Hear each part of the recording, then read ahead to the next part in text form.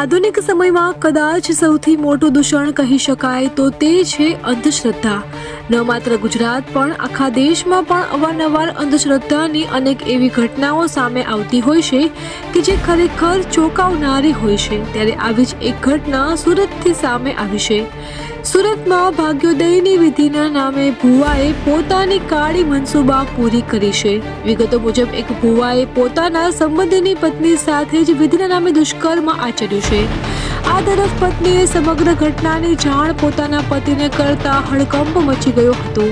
ત્યારે ભુવો વતન અમરેલીના ગામ પહોંચતા લોકો એટલી હદે રોષે ભરાયા હતા કે માતાજીના મઢમાં લઈ જઈ અડધો ટકો કરી મોઢામાં ચપ્પલ મૂકી માફી પણ મંગાવી હતી, તેમજ ભુવાને પકડી સખત સજાની માંગણી કરવામાં આવી હતી।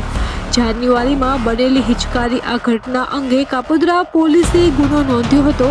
ત્યારબાદ અમરેલી પોલીસની એક ટીમને રવાના કરી આ ભુવાને પકડી પાડવામાં આવ્યો હતો। અમારી તમામ માહિતીથી અપડેટેડ રહેવા માટે જોડાયેલા રહો ત્રિશુલ ન્યૂઝ સાથે।